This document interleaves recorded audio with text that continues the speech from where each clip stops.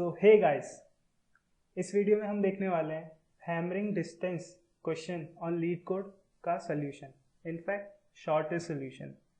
तो क्वेश्चन क्या कहता है? The hamming distance between two integers is the number of positions at which the corresponding bits are different. तो इसका मतलब क्या हो गया? कोई भी दो नंबर है, उनका जब बाइनरी रिप्रेजेंटेशन लेंगे और एक के नीचे एक रखेंगे, तो जहाँ जहाँ पे दोनों करस्पॉन्डिंग बिट्स डिफरेंट है उस मतलब उतना काउंट कितना है, वो हैमरिंग डिस्टेंस होता है। सो एक एग्जांपल से देखते हैं कि मान लीजिए दो इनपुट हैं, x इक्वल्स टू 1 और y इक्वल्स टू 4। आउटपुट हमारा आना चाहिए 2। अब आउटपुट कैसे आया? तो 1 का जो बाइनरी रिप्रेजेंटेशन होता है वो होता है 0 0 0 1 और 4 का बाइनरी रिप्रेजेंटेशन हो गया 0 1 0 0। तो अपन जब लीस्ट सबसे पीछे वाले बिट से चालू करेंगे तो 1 और 0 ये दोनों बिट्स डिफरेंट है, तो काउंट क्या हो गया?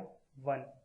अब जब दूसरे अगले बिट्स देखेंगे तो 0 और 0 दोनों सेम है, तो काउंट चेंज नहीं हुआ। वैसे ही अगले में दोनों बिट्स अलग अलग है तो काउंट 2 हो गया, और ये अगले बिट्स सेम है तो काउंट वही रहा, और आउटपुट क्या आ गया? 2। सो जब आपने क्वेश्चन चालू किया होगा तब आपको ये तो समझ में आ गया होगा कि शिफ्टिंग ऑफ बिट्स का यूज़ होगा, शिफ्ट ऑपरेटर यूज़ होगा। सो एक सोल्यूशन शिफ्ट ऑपरेटर का यूज़ करके भी है, लेकिन मैं आपको जो बताने वाला हूँ वो थोड़ा अलग सोल्यूशन है। सो अब अपन क्या चाह सकते हैं इस क्वेश्चन से कि कुछ ऐसा हो जाए कि जब भी दोनों बिट्स डिफरेंट हैं तो आउटपुट कुछ आ जाए, और जब भी दोनों बिट्स सेम है तो कुछ अलग आउटपुट आ जाए। उस केस में अपन क्या करेंगे, जो ये वाले आउटपुट्स हैं ये कैलकुलेट कर लेंगे और वही आंसर हो जाएगा। तो ये अपने को XOR प्रोवाइड करता है। कैसे? जब भी अपन दो बिट्स का XOR लेते हैं तो अगर दोनों बिट्स अलग अलग है तो हमेशा उनका XOR 1 आता है, जबकि अगर दो सिमिलर सेम बिट्स का XOR लेते हैं तो आउटपुट 1 आता है। तो अपन XOR के बारे में थोड़ा सा देख लेते हैं। सो ये XOR की टेबल है। मान लीजिए A और B का अपने को XOR लेना है। अब जब A 0 है और B 0 है तो XOR 0 आ गया।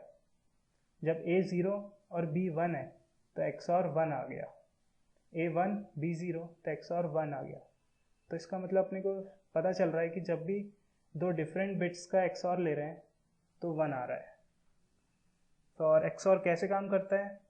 तो A XOR B निकाल रहे हैं तो क्या होगा? A dash times B plus A times B dash. अब मान लीजिए हमारे पास क्वेश्चन है कि अगर x इक्वल्स टू 1 है और y इक्वल्स टू 4 है तो x XOR y क्या होगा? तो अपन ये टेबल में देखते हैं। x इक्वल्स टू 1 है, x का बाइनरी रिप्रेजेंटेशन क्या हो गया?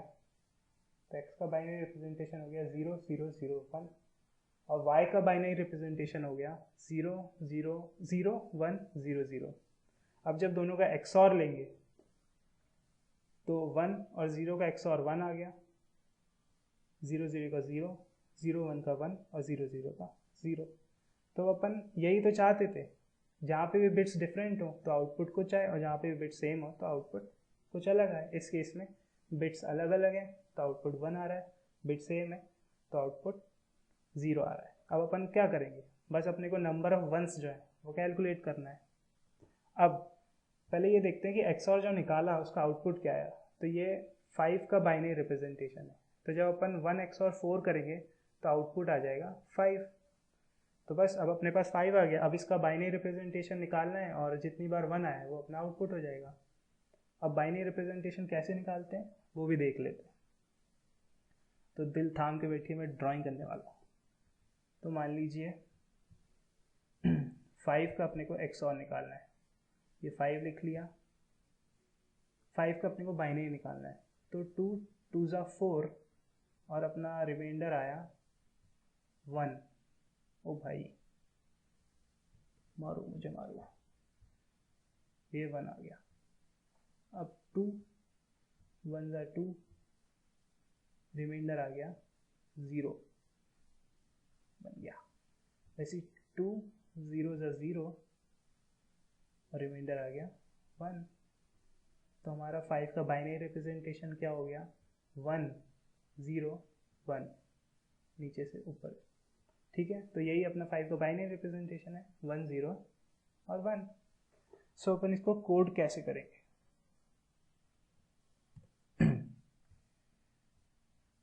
सो अपन क्या ले लेते हैं, सबसे पहले एक इंटीजर ले लेते हैं काउंट नाम का, जो नंबर ऑफ वंस को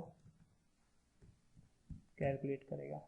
अब अपने सब क्या करना है, अपने को XOR निकालना है। तो int z equals to x, ये XOR का ऑपरेटर का साइन होता है, x XOR y। तो अगर XOR y 1 और 4 है तो z में 5 सेव हो चुका है।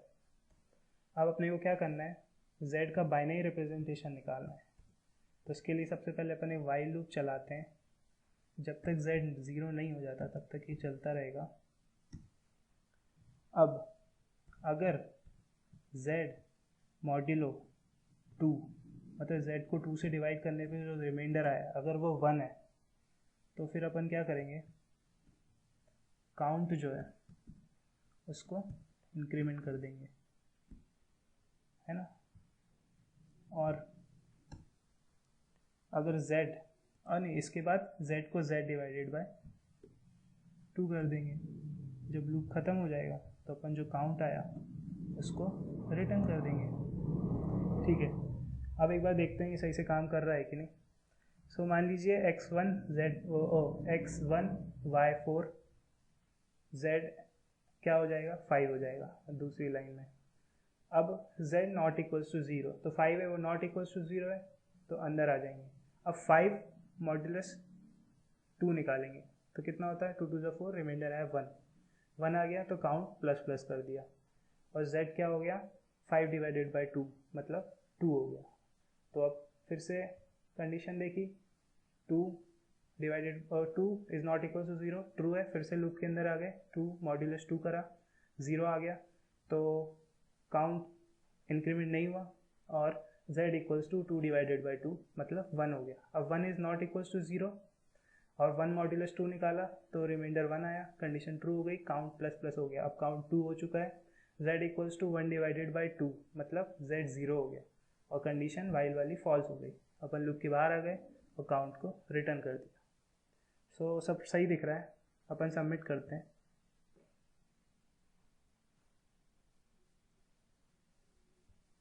और ये हो गया एक्सेप्ट। थोड़ा डिटेल्स में जाते हैं,